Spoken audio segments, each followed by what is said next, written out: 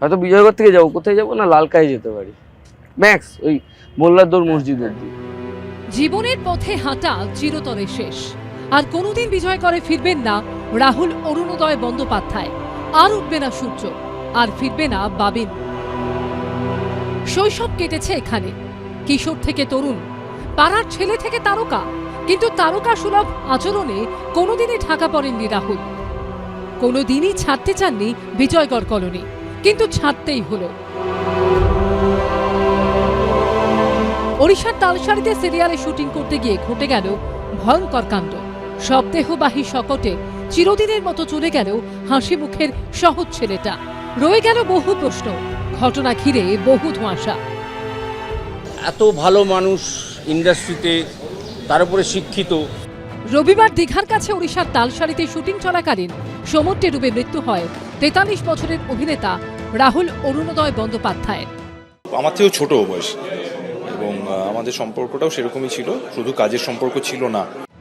ধারাবাহিক ভোলে বাবা পার কারেগার শুটিংয়ে শুক্রবার পুরো টিম তালসারিতে পৌঁছয়। শনি ও রবিবার শুটিং হয়। রবিবার ছিল শুটিংয়ের শেষ দিন।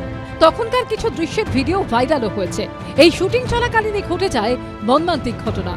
ঠিক কি হয়েছিল তখন? পুলিশ ও স্থানীয় সূত্রে দাবি, শুটিং চলাকালীন রাহুল ও তার সহ অভিনেত্রী শ্বেতা মিশ্র সমুদ্রের অল্প জলে নেমেছিলেন। পরে তারা একটু গভীর জলের দিকে যেতে থাকেন।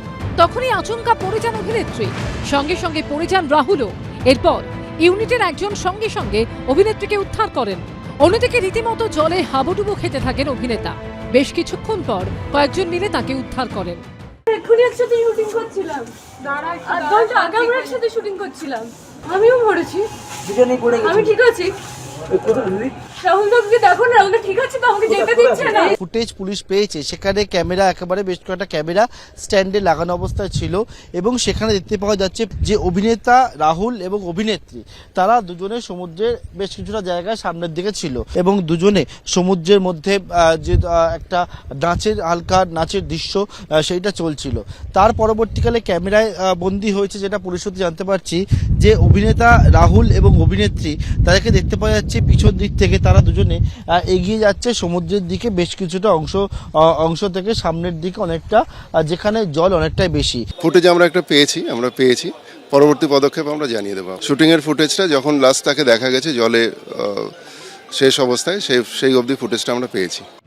তালসারি ওড়িশার বালাসোরের মধ্যে পড়ে। সেখানে পুলিশের তরফে দাবি করা হয়েছে শুটিং এর জন্য কোনো অনুমতি নেওয়া হয়নি। নিরাপত্তা যদি না থাকে তাহলে দায় এড়াতে পারেন না প্রোডাকশন হাউস, দায় এড়াতে পারেন না চ্যানেল। সিরিয়ালের প্রোডাকশন হাউসের অন্যতম কর্ণধার রাজ্য মহিলা কমিশনের চেয়ারপারসন লীনা গঙ্গোপাধ্যায়।